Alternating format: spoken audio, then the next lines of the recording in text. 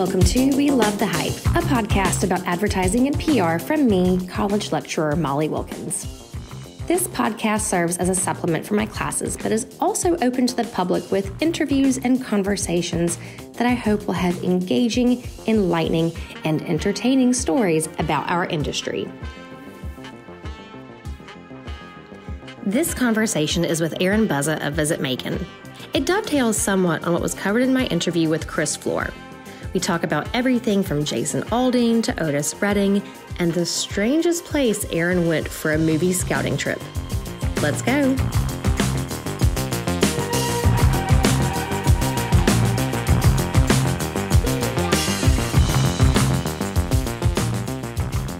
Today's podcast interview comes courtesy of the North Campus parking deck at UGA when I had to make the commute a little bit unplanned up to Athens for my class. And I already had this podcast interview booked, and Aaron Buzza from Visit Macon is somebody who I greatly respect and also is a pretty busy guy. So I really did not want to have to reschedule.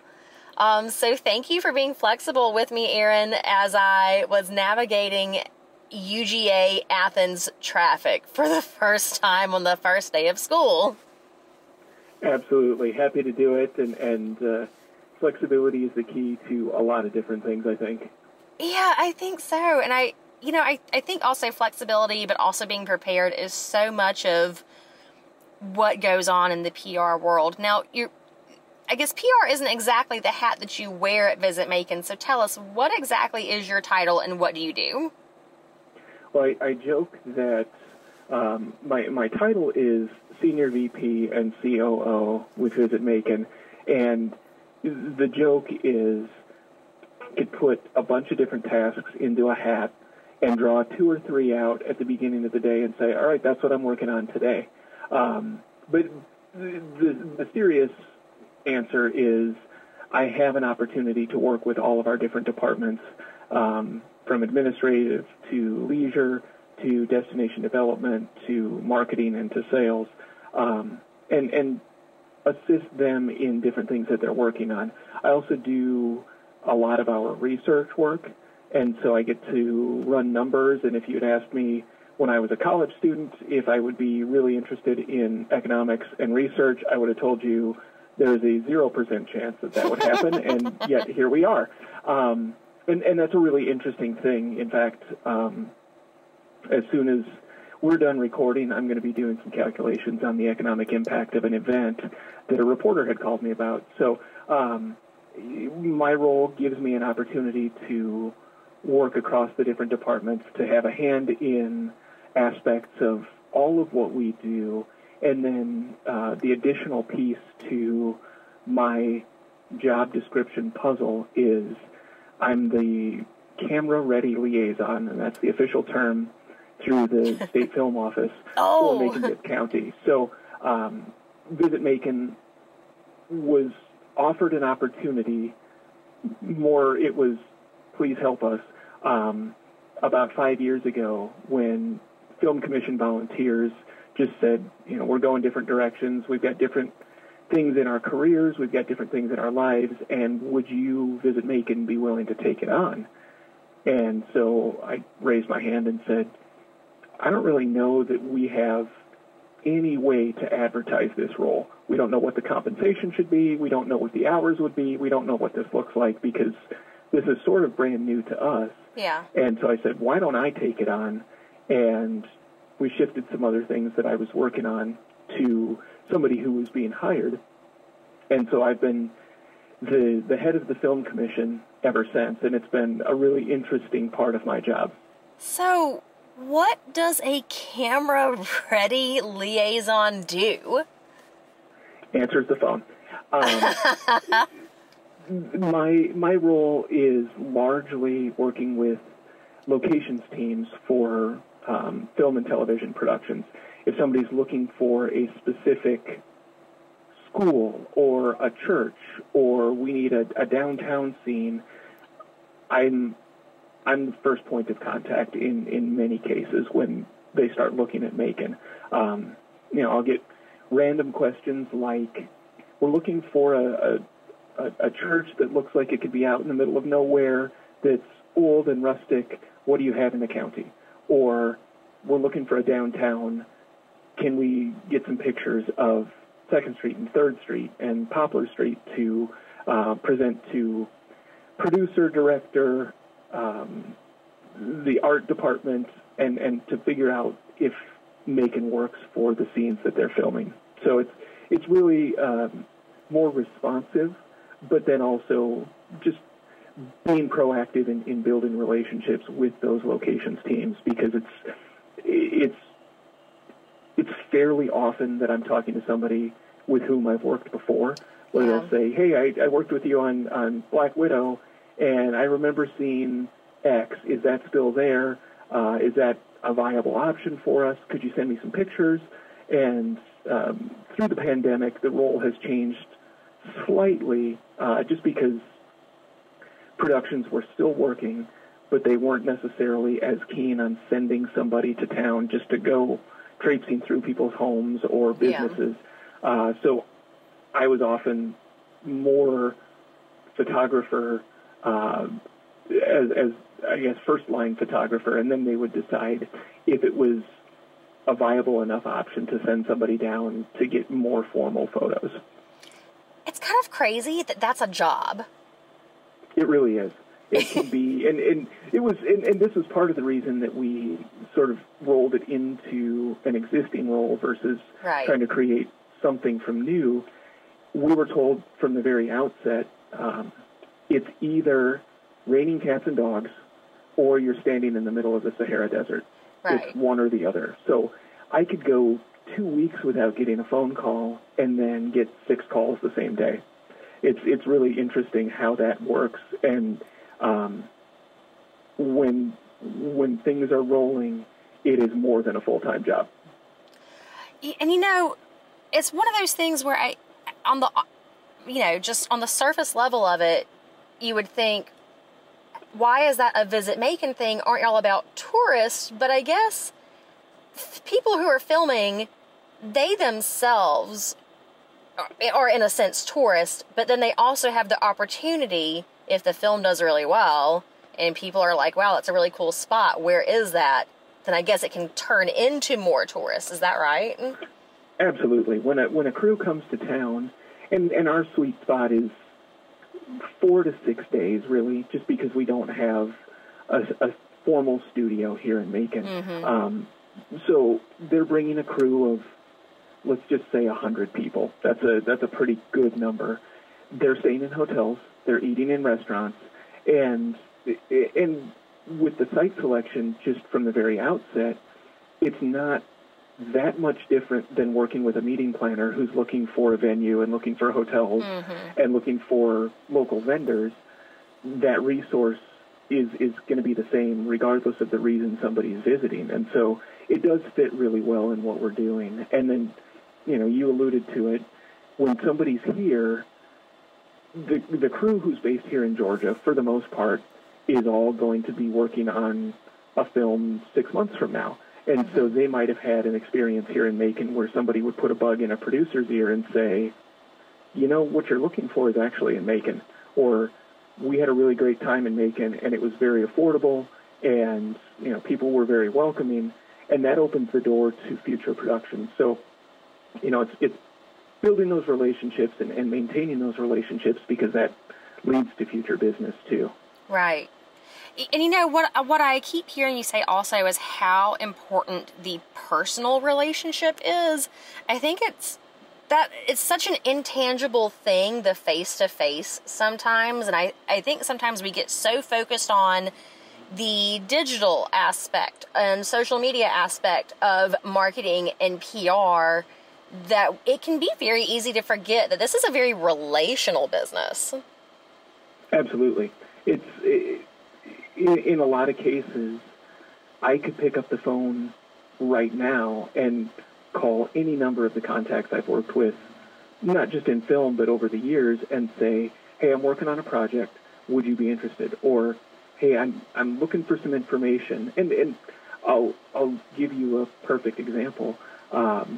I ran into a location manager a couple of weeks ago at an event, and I hadn't seen him in probably 2 or 2.5 years because he's been in Ohio and has worked with some people that have come down to take photos and things like that. But I walked up, gave him a big hug, and then have been able to call him and put local reporters in touch with him as they've been doing stories about the SAG-AFTRA and the writers' strikes and how that's impacting the film industry here in the state. So that's it is a good absolutely point. About, we can sit down, go over to any restaurant in downtown Macon, grab a bite to eat, and just shoot the breeze. I know I try to get to know people, and two, you're sort of forced to get to know people when you're sitting in a car with them driving around town for 6 hours on a random Wednesday. You really get to know somebody, so you can have that conversation about their family or a project they've been working on or some other independent thing that they've been really excited about doing. And that really helps when somebody wants to pick up the phone and call you. Yeah. It's not just starting from scratch. Right, exactly. So, taking a bit of a hard turn, what's the most fun PR-related-ish type of thing you've been able to do with Visit Macon? I think I would say two different things. I've been involved with a couple of the videos that we've filmed fairly recently, and that's just a lot of fun because you're really getting to sell in a different way. It's still sales. We're still trying to move the needle and get people to come to Macon, but it's in a fun way, and you can show off different parts of the community visually where a print ad doesn't necessarily do the same as moving pictures, and so that's been really fun. And then we've just launched in the last year a tour app, and it's downloadable. It's Tour Macon in Google Play and the iOS store, so shameless self-promotion there. Yep.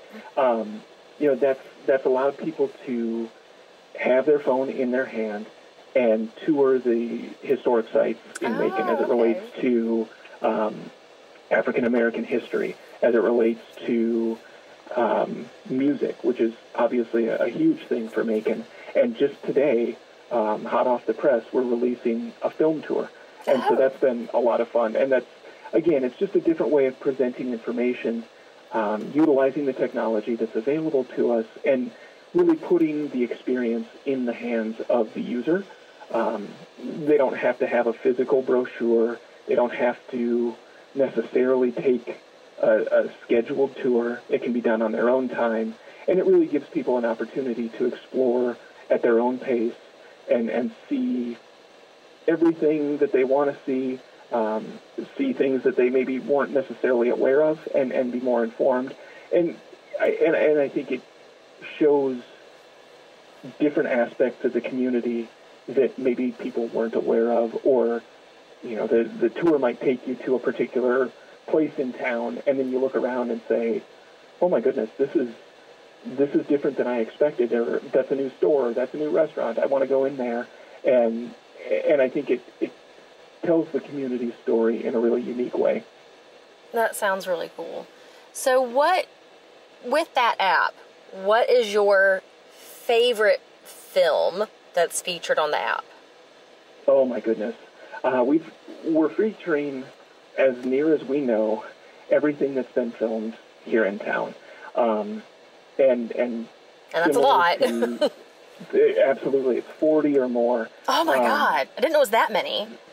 Absolutely. Yeah, it's everything from an episode of Witches at East End to a made-for-TV movie called The Rose and the Jackal that was filmed at the Hay House in the 80s. Oh, God. Starring Christopher Reeve, Superman. Oh, my God. And so asking which is my favorite is like asking which is my favorite child. Right. But situationally, I can tell you, Zombieland 2 Double Tap is probably my favorite because it was my first film that I got to work on. Okay. And I've gotten to know that crew very well.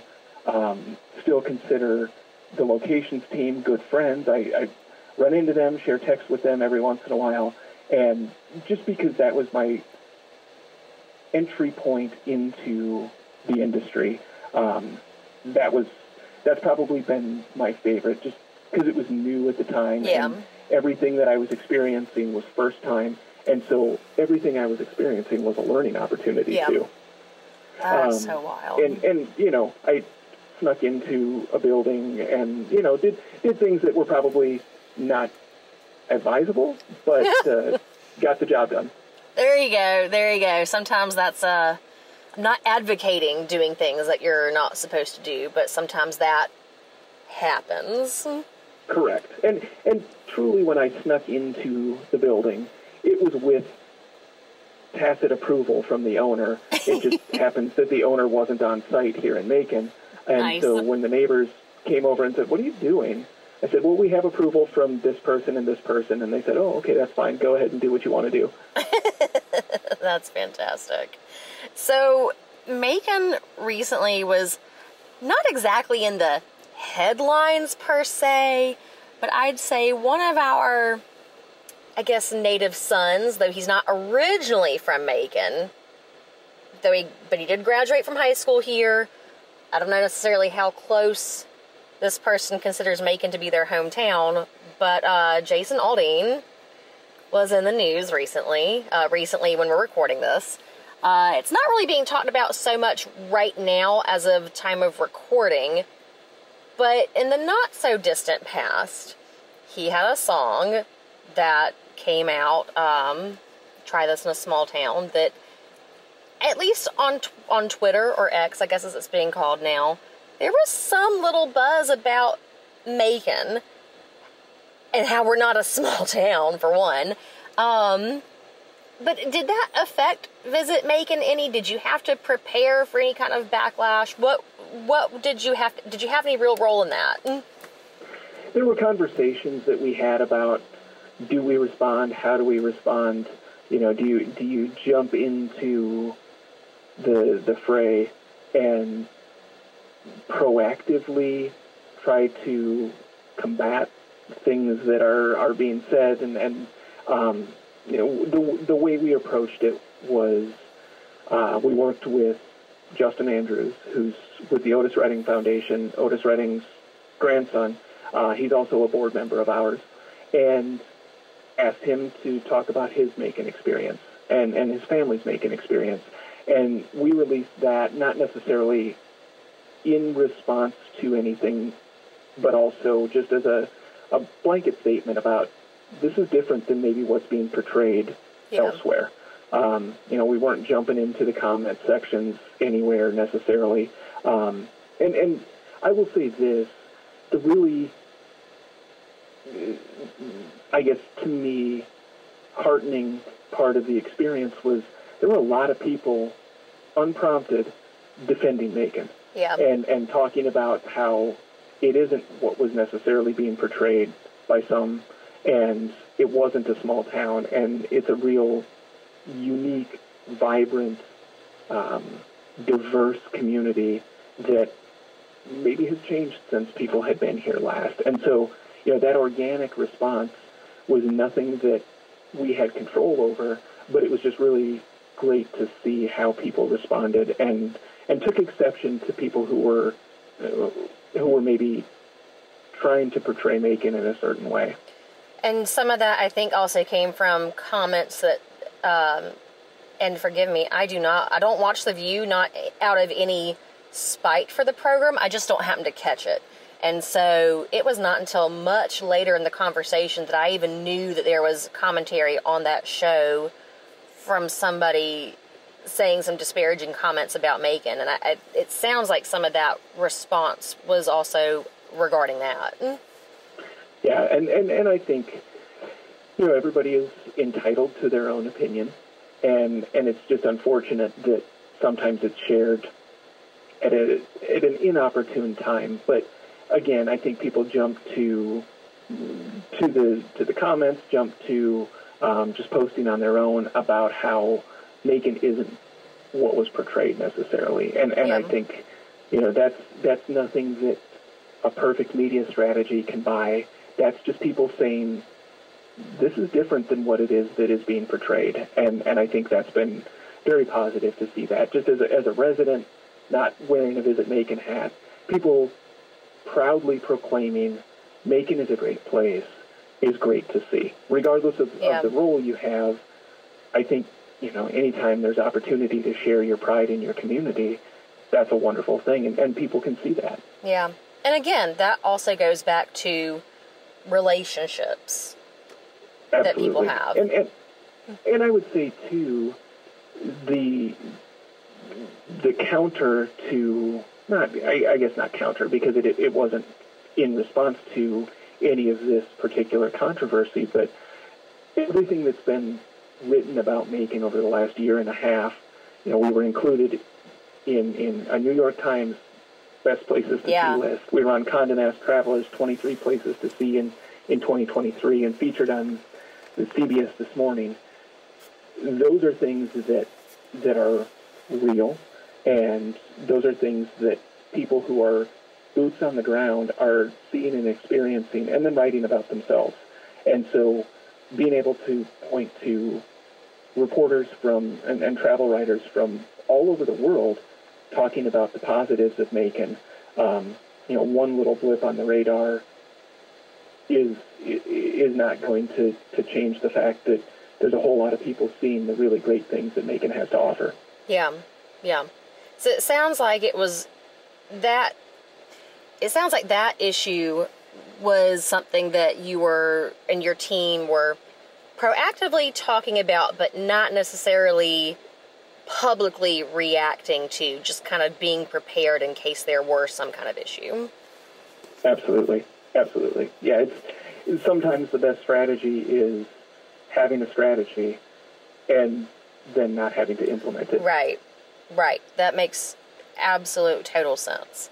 So, to close out, I don't want to keep you too long, what would you say was your favorite positive piece of, media that was put out there about Macon, over the last little while? We've there's been some really, really good stuff put out there, like you just said, CBS Morning News, Condé Nast, New York Times. Out of all of them, what's your favorite? I think the Condé Nast Traveler, including us in their 23 Places to See in 2023, was very exciting because they released that list on CBS Morning News. And so it was, a place like the Maldives being highlighted, right, and then Macon, Georgia.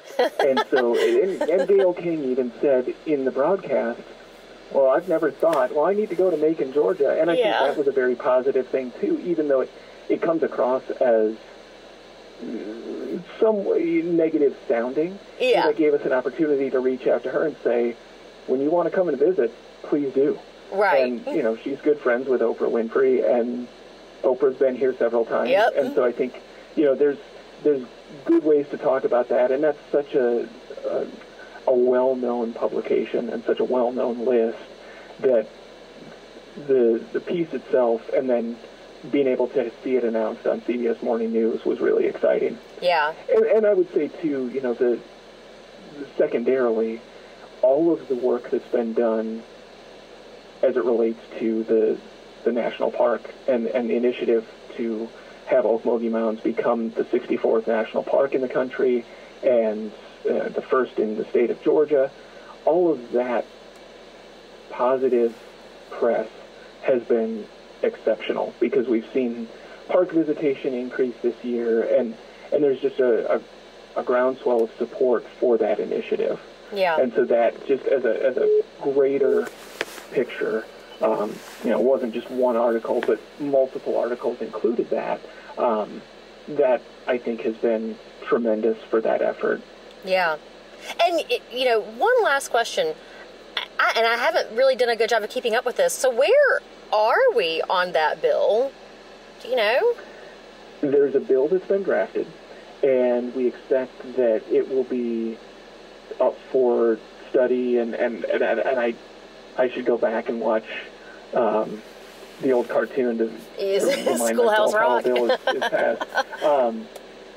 But we know that a bill has been drafted. There's support from both Republicans and Democrats here in the state.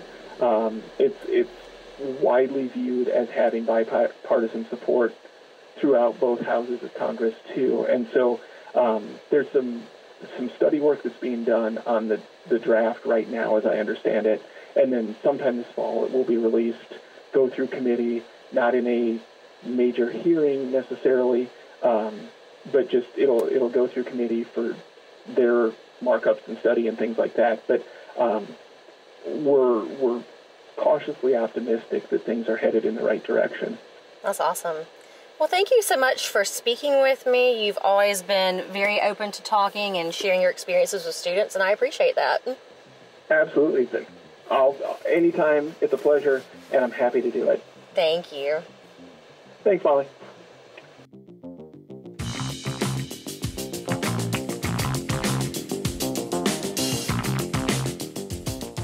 Special thanks to our guest today, as well as all the sponsors for my content production. Advanced Dental Arts, Katie Berg at Mayo Hill Law, El Sombrero Restaurant on Forsyth Road in Macon, Georgia, and Triple Dot Social. You can find links to all of their websites in the show notes. Be sure to give them a visit as a thank you for their support. Show music is Drop the Tapes by Track Tribe from the YouTube Content Creator Studio. Again, my name is Molly Wilkins, and I am a lecturer in the Department of Communication at Georgia College and State University in beautiful Milledgeville, Georgia. To learn more about me, check out all my social pages with the handle LoveMollyKate or go to HelloMollyWilkins.com.